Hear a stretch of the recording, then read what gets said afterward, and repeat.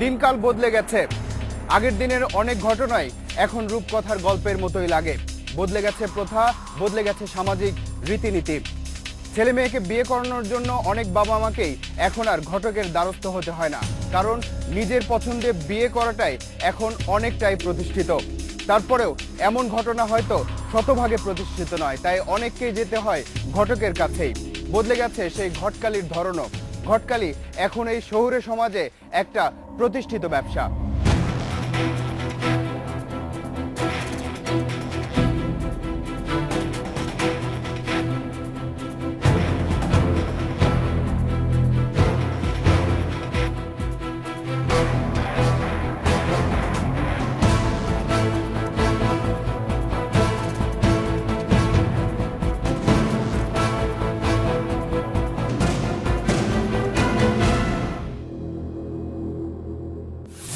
মুখে মিষ্টি হাসি, মাথায় ছাতা, হাতে এক গাদা কাগজের ফাইল, এরকম চেহারার ঘটকেরা এখন হারিয়ে গেছে প্রায়। সেসব ঘটকেরা বেশিরভাগ সময়ে বিনা নিমন্ত্রণেই কারো বাড়িতে ঢুকে পড়ত বিবাহযোগ্য পুত্র বা কন্যার সন্ধানে। আর এখনকার ঘটকদের অফিস থাকে শহরের সবচেয়ে গুরুত্বপূর্ণ এলাকায়। আর সদস্য হওয়া থেকে শুরু করে পাত্র বা পাত্রী দেখা, তারপর বিয়ে পর্যন্ত পরতে পরতে গুনতে হয় টাকা। তারপরও প্রতারিত হওয়ার আশঙ্কাই বেশি। খবরের কাগজের ভেতরের দিকের পাত্রপাত্রী সংক্রান্ত এমন বিজ্ঞাপনের প্রতি দৃষ্টি আকৃষ্ট হয়নি এমন ব্যক্তি হয়তো খুঁজে পাওয়া কঠিন। আধুনিক ঘটকেরা আসলে এভাবেই ঘটকালি করে থাকে। যাদের প্রয়োজন পড়ে তারা সেখানে নাম ঠিকানা না পেলেও ফোন নাম্বার পায়, কিন্তু এসব বিজ্ঞাপনের কোনটা আসল আর কোনটা প্রতারণার ফাঁদ সেটা বুঝে ওঠা কঠিন। পরিসংখ্যান বলছে সারা দেশে 2000-এরও বেশি এমন ঘটকালির মাধ্যম বা ম্যারেজ মিডিয়া আছে। রাজধানীতে এই সংখ্যা প্রায় 850। পুলিশের অভিজ্ঞতায় এর 99% ভুয়া। আমাদের অনুসন্ধানে বেরিয়ে এসেছে যে এসব মিডিয়াতে সদস্য হতে এবং পাত্রপাত্রী দেখতে খরচ হয় 1 থেকে 12,000 টাকা পর্যন্ত, আর বিয়ের জন্য 20,000 থেকে 5 লাখ টাকা পর্যন্ত গুনতে হয়। আকর্ষণ বাড়াতে এসব বিজ্ঞাপনে পাত্রীর পরিচয়ে লেখা হয় আমেরিকা, লন্ডন, কানাডা, ইতালি বা অস্ট্রেলিয়ার নাগরিক, শর্ট ডিভোর্সি, বন্ধা কিংবা প্রতিবন্ধী। বিশ্বাস আরও বাড়াতে বলা হয় দ্বিতীয় বিবাহে আপত্তি নেই, দাঁড়িয়ে থাকলেও চলবে। তবে এসব মাধ্যম ব্যবহার করে সবাই যে প্রতারণার শিকার হয় এমনটা বলাও হয়তো ঠিক হবে না। বিজ্ঞাপনে দেয় লেখাপড়া না থাকলেও চলবে, বউ থাকলেও চলবে, টাকা পয়সা দিয়ে দেবে। অনেক লোভনীয় বিজ্ঞাপন দিয়ে টাকা নাই মানুষের দেয়া। হ্যাঁ, এইগুলি মানুষের না করে, এই জন্য আমি অনুরোধ করতেছি যারা যাওয়ার তারা যেন না যায়, এইভাবে বিজ্ঞাপন দেখে কেউ না যায়। এবার বিবাহযোগ্য এক শিক্ষিত যুবককে হাজির করব আপনাদের সামনে, যে কিনা বিয়ের জন্য নিজে কাউকে পছন্দ করেনি, আবার জীবনের গুরুত্বপূর্ণ এই সিদ্ধান্ত নিতে অভিভাবকদের উপরও নির্ভর করেনি। তার নির্ভরতার জায়গা আধুনিক ঘটকালি প্রতিষ্ঠান বা ম্যারেজ মিডিয়া। তার এমন সিদ্ধান্ত নেওয়ার পেছনে অন্য একটা উদ্দেশ্য আছে, সেই উদ্দেশ্যই আবার আধুনিক ঘটকদের স্বার্থসিদ্ধির জায়গা।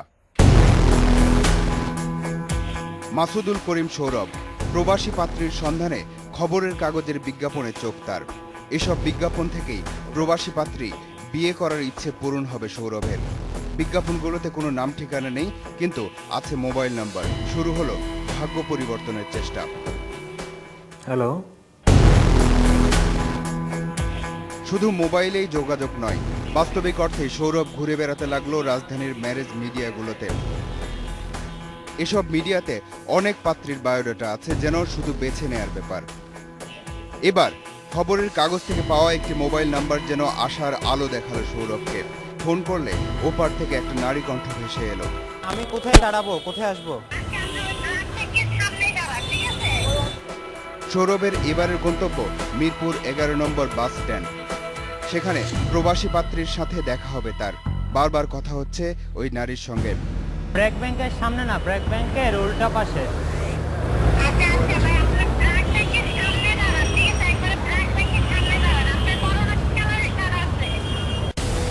মোবাইলের ওপাশ থেকে যেভাবে যা বলা হচ্ছে সৌরভ ঠিক তেমনটাই করছে।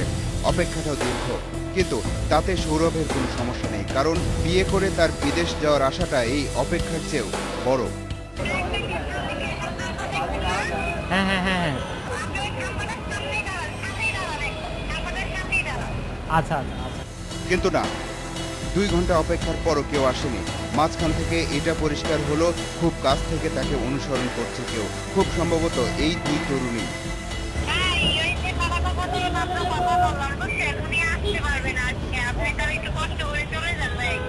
ম্যাডাম আসতে পারবে না?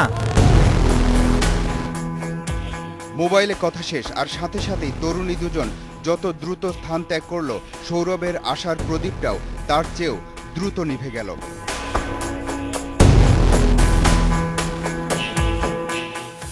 ব্যর্থ একটা দিন গেল সৌরভের, আশার বেলুনটা চুপসে গেল তার। কিন্তু এত সহজেই ব্যর্থতা মেনে নেওয়ার পাত্র নয় সৌরভ, কারণ সে বিয়ের পাত্র। একটা ব্যর্থতা তাকে বিয়ে করে বিদেশ যাবার সিদ্ধান্তে আরও অটল করে তুলল।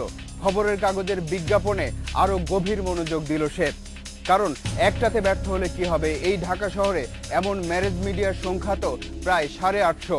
তার মধ্যে কোনো না কোনোটাতে একবার লেগে গেলেই কেল্লা ফতে। গত 20 মার্চ খবরের কাগজের বিজ্ঞাপনে 5 ফুট 2 ইঞ্চি লম্বা 38 বছর বয়সী একজন বিধবা সুন্দরীর সন্ধান পেল সৌরভ। এসবে কোনো সমস্যা নেই, কারণ পাত্রীর নিজ খরচে কানাডায় নিয়ে যাবে পাত্রকে। মোবাইলে শুরু হলো যোগাযোগ, তবে পাত্রী দেখতে হলে 2500 টাকা লাগবে। কিন্তু শুরুতেই এত টাকা খরচের সামর্থ্য নেই সৌরভের। ঘটককেও একটু দয়ালুই মনে হলো। 2 দিন পর 1000 টাকা নিয়ে কানাডা প্রবাসী পাত্রীর মুখ দেখতে তারা মিডিয়াতে হাজির সৌরভ। পাত্রীর নাম সুমি, সুমনা চৌধুরী সুমি।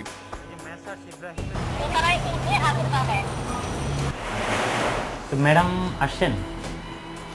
ম্যাডাম বলে রাখছি আসতেছে, আপনি ফর্মটা করেন। এমনিতে বিষয়টা জানতে চাচ্ছি আর কি। ওভারঅল কানাডা সিটিজেন, এটা হচ্ছে আপনার কতদিন লাগতে পারে? এটা আপনার বিয়ের পরে হ্যাঁ, 3 থেকে 4 মাস। বিয়ের পরে 3 থেকে 4 মাস। এখন দেশে আছে? কখন দেখানো যাবে? আপনি ফর্ম ফিল আপ করেন, আমি ওনাকে ফোন করলে চলে আসবো।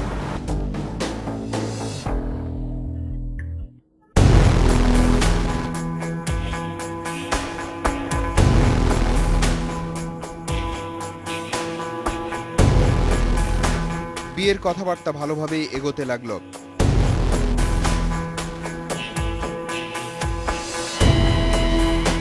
কিন্তু তালাশ টিম বেরসিক। আচ্ছা, এটা কি মিডিয়া? হ্যাঁ, আচ্ছা, একটু কথা বলতে চাচ্ছিলাম। আপনি কি এখানকার? জি না না, এখানকার না। এখানকার একটু না বসেন। ভাই একটু বিজি, আপনি এখানে এখানে তো ছিল। একটু আমি না ছিলাম, এমনিতে একটা কাজে আসছি আমি। আপনি কাজে আসেন।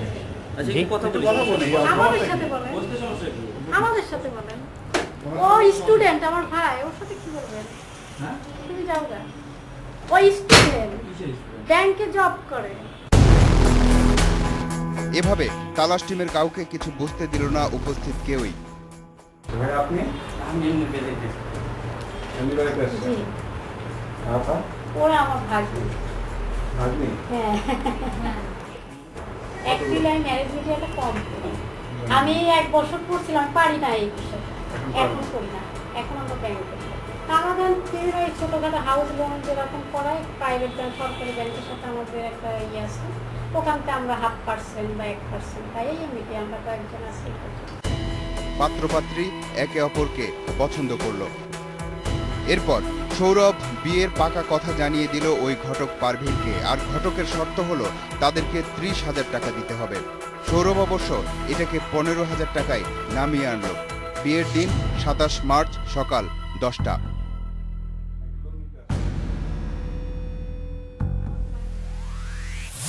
সৌরভের জন্য ভালো লাগছে, এবার তার মনের আশা পূরণ হবে। এবার সে বিয়ে করে কানাডা যেতে পারবে। হোক না পাত্রী বিধবা, আমরাও থাকতে চাই সেই বিয়েতে। কিন্তু সৌরভের বিয়ের এখনো 5 দিন বাকি।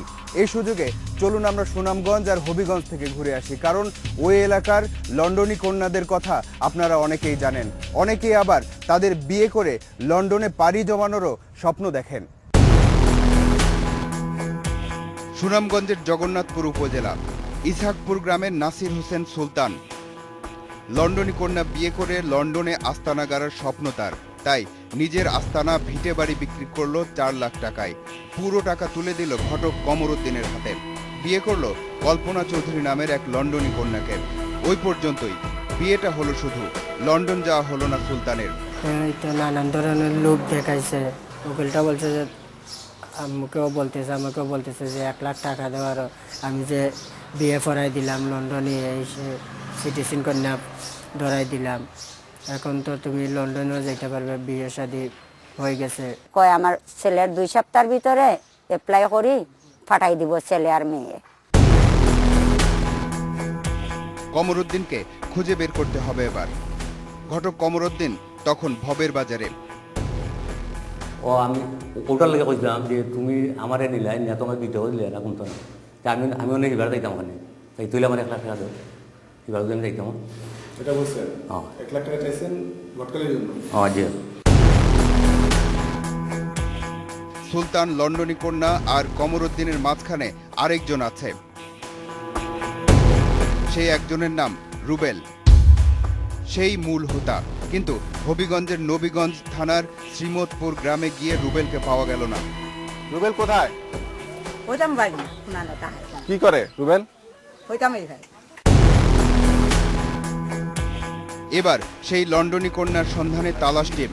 সেদিন ব্যর্থতা দিয়ে দিন শেষ হলো। পরের দিন সন্ধ্যায় খবর এলো কন্যার মা মায়া বেগম বাড়িতে আছে। তো লন্ডনে হইয়া আমার মেয়ে বিক্রি দেয়া টেহা লইছে। কিন্তু সেই লন্ডনী কন্যা তখনও অধরা। জানা গেল মামলার ভয়ে পালিয়ে বেড়াচ্ছে সে, কিন্তু নবীগঞ্জ থানায় কোনো মামলাই হয়নি। এবার দৃশ্যপটে স্থানীয় ইউপি সদস্য আকবর আলী, কারণ এই ঘটনার সালিশ তার হাতে। রুবেল কোথায় আসত? চিটাগাং তে এই জিনিস খান কিনা শেষ করতে নাইনি বেটা। দূর আলাইটা আমি আরেক বেটা ঠেকা তুই খাইছো, এটা আমি কেমনে পারমু? ফাউদুল্লাহ আমার কামাইব। হয়তো আমি 19 রে ফন্ড করতে পারি, 20 রে 14 করতে পারমু, ঠিক না কথাটা? আরে দর হেরা যদি 2 লাখ টাকা তুই যদি মাইরা থাকো না কইমু তোরে কিনা 1 লাখ টাকা দে, এটা করতে পারবো না, এর বেশি করতে পারবো।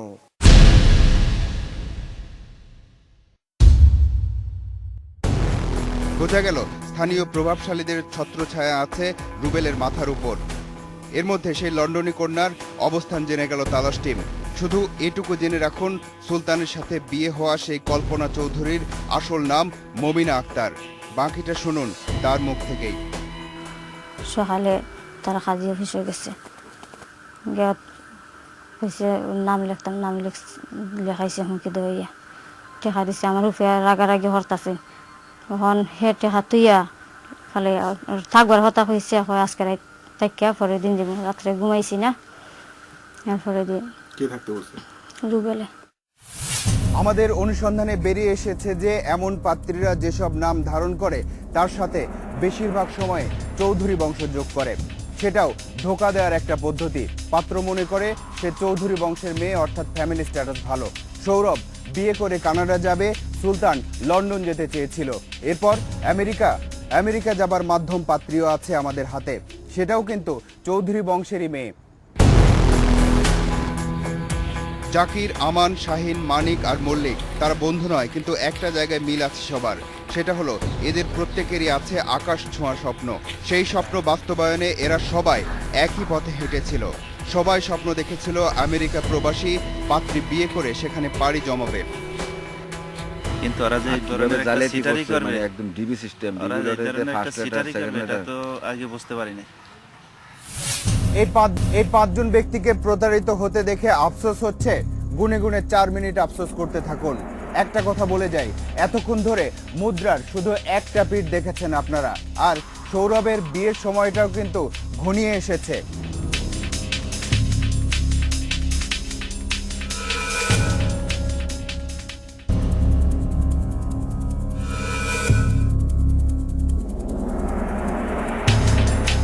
বলেছিলাম যে বিরতির আগ পর্যন্ত মুদ্রার শুধু একটা পিঠ দেখেছেন আপনারা, এবার অন্য পিঠও দেখব। আর মুদ্রার সেই অন্য পিঠে একটা শব্দ স্পষ্ট করে লেখা আছে, সেটা হলো লোভ। অর্থাৎ আমেরিকা প্রবাসী মেয়েকে বিয়ে করতে গিয়ে যারা প্রতারিত হয়েছেন তারা সবাই কিন্তু আগে থেকেই বিবাহিত। গাজীপুরের শাহিন রহমান, বয়স 50, বিবাহিত, কিন্তু পাত্র চায় বিজ্ঞাপন দেখে। তারপর যাকে দেখলেন তাতে সেদিনই হয়তো মনে মনে আমেরিকার অর্ধেক পথে চলে গিয়েছিলেন তিনি। আমান বিয়ে করে পাত্রের উপর ভর করে আমেরিকা যেতে চান, খরচ করেছেন 12 লাখ টাকা। মানিক মিয়া সরকারি চাকরিজীবী, বাড়িতে অসুস্থ বউ, তাই বিয়ের সিদ্ধান্ত, বেছে নিলেন আমেরিকান পাত্রী। কুমিল্লার জাকির হোসেনেরও একই ঘটনা, 15 লাখ টাকা খরচ করে আমেরিকান পাত্রীর সাথে কয়েকদিন গুলশানের ওয়ান্ডারল্যান্ড পার্কে ঘুরতে পেরেছেন। মল্লিক 2 ছেলে আর 1 মেয়েকে ভালো রাখতে আমেরিকা প্রবাসী কাউকে বিয়ে করে ও দেশে যেতে চেয়েছিলেন। এদের সবার সামনেই পাত্রী হিসেবে এসেছিল সাদিয়া। সবারই বড় অঙ্কের টাকা গেছে, আমেরিকার জায়গাতেই আছে, মাঝখান থেকে টাকা নিয়ে সাদিয়া উধাও। তারা 15 তারিখে টাইম দেয়, ডেট দেয়, যে 15 তারিখে আপনার এইভাবে first letter, second letter, third letter মধ্যে 12 লাখ টাকা নিয়েছে। তারপর 15 তারিখে গিয়ে দেখি যে এদের অফিস বন্ধ। সম্পূর্ণ টাকা নিছে আপনার আলম সাহেব, আর সাদিয়া নিছে কিছু টাকা। এখন দেখতেছি আমরা ঘুরে ফিরে সবার সাথে কথা বলে দেখতেছি একই মেয়েকে আমরা দেখতে পাইছি। আমার ওয়াইফের চেন বিক্রি করে আমি মেডিকেলের টাকাটা দিছি 45,000 টাকা। এরপরে একটা কানের ঝুমকার মতো ছিল, আর আমার মেয়েরা ছিল একটা রূপার চেন আর এই যে পায়ের নূপুর। মেয়েটা দেখেই বলছে যে আবু এটা বিক্রি করে লাইবা। তখন আর আমি আর মেয়ের কিছু বলতে পারি না। অর্থাৎ ফাঁদের মধ্যে ফাঁদ, কিন্তু সেটা কথা নয়। সৌরভের বিয়ের সময় এসে গেছে। আমরা আপনাদের প্রতিশ্রুতি দিয়েছিলাম ওই বিয়েতে আমরা অতিথি হব।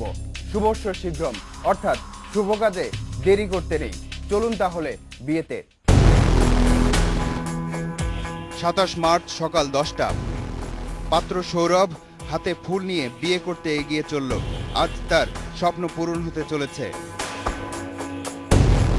সৌরভ রাজধানীর টিকাটুলি মোড়ের ঘটকালী প্রতিষ্ঠান তারা মিডিয়াতে ঢুকে পড়ল। তালাশ টিমের একটা ক্যামেরা উল্টো দিকের একটা ভবনে অবস্থান নিল, অন্য একটি ক্যামেরা রাস্তায় একটা প্রতিবেদন তৈরির ভান করতে থাকলো।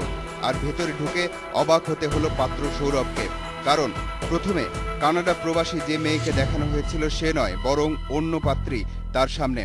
নতুন পাত্রীর নাম রুনা চৌধুরী। উনি আগেরটা আমার ভালো লাগবে। অদ্ভুত হলেও সত্য, 2 পাত্রীর সব তথ্যই এক, এমনকি এই পাত্রীও নাকি কানাডাতেই থাকে। পাত্রের তো প্রবাসী পাত্রী হলেই হয়। সৌরভ 15,000 টাকা দিল তারা মিডিয়ার পারভিনকে।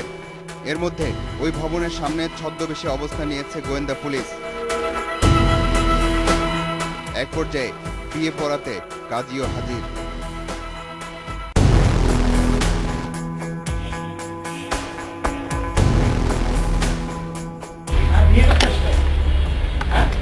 বিয়ে করতে আসছে? কি জন্য? মানে কোন দেশি মেয়ে না বিদেশি? কানাডা সিটিজেন বলছিল। এই আপু শিখেছি। কি বলছেন? বলছি কানাডা বলতে। কানাডা কোথায় বলতে বলছেন? টরন্টো। টরন্টো কি আছে কানাডায়? এই শোরুমের কথা বলছে। আরেকদিন আরেকটা মেয়েকে দেখেছেন, আজকে ওনাকে দেখাচ্ছেন। আপনি বাইরেটা দেখাইছিল, বেড দিতে আসছিল, এই জন্য দেখাইছি। ওই মেয়েকে না দিয়ে এই মেয়েকে ওনাকে দেখাচ্ছিলেন কেন? ওই মেয়েকে দেখাইনি, ওই মেয়েকে তো দেখাচ্ছিলেন। আসেননি। হ্যাঁ, এই কথা আসছেন কিভাবে? কে আনছে আপনাকে? আমি ওই অন্য একটা মিডিয়ায় চাকরি করতাম। কোন মিডিয়াটা? ঠিক আছে, এটা হচ্ছে মালিকবাগ সৃষ্টি মিডিয়ায়। ওইখানে কি এই কাজ শিখছেন? ওনার থেকে শিখছি। আমি বলছিলাম আমার জন্য একটা পাত্র দেখতে, বয়স্ক, যে বউটো মারা যায় এরকম। তো এই তো বয়স্ক না, একে রাজি হলেন কেন? আধা ঘন্টার মধ্যে কানাডার কাগজপত্র দেখাইছেন? হ্যাঁ দেখছি একটা। কোথায় দেখছি দেখি? এই কাগজ কিসের কাগজ? এটা কার ছবি? এটা ওই যে বাইলেটারের ছবি দিয়েছিলাম না, ওটা। এটা কোথা থেকে বানাইছেন? কোথা থেকে বানাইছেন আপনি? না, আমি ওই সৃষ্টি মিডিয়ায় ছিল তো, তাই ওখান থেকে একটা নিয়েছিলাম। এটা আজকে তৈরি করে আনছে, আমাদের বলছে এটা দেখাবে। এই ছেলের সাথে কি সংসার হইতো? না ভাইয়া। হইতো না? আপনি কিভাবে ছেলেটাকে ফাঁকি দিয়ে চলে যেতেন সেটা বলেন। বাঁচতেন কিভাবে? আমি পরে ওর থেকে মাপ চেয়ে নিতাম। হ্যাঁ, মাপ চেয়ে নিতাম, ভাইয়া মাফ করে দাও, কিচ্ছে বাবা মাফ করে দাও। বাবা বলে ডাকতেন? একটা বলতাম। টোটালি একটা মিথ্যা, বানোয়াট এবং এটার সাথে বাস্তবতার কোনো মিল নেই। আসলে এই মেয়ে কোনোদিনই কানাডা যায় নাই, তার কোনো পাসপোর্টও নেই, তার কোনো বৈধ কোনো লোকও ওই জায়গায় থাকে না। আমি আজকে আপনি একটু আগে বললেন যে বিয়ে করতে আসছেন, বায়োডাটা দিবেন। এটা আগে আমার সত্যিকার বিয়ে করতে আসছিলাম, তারপরে পরে এই যে ফোন করে বলছে যে একটা পাত্র আসছে, আমি জানিও না, ওরে দেখে তো আমি অবাক হয়ে গেছিলাম। কি অবাক হয়েছেন? বয়স কম না।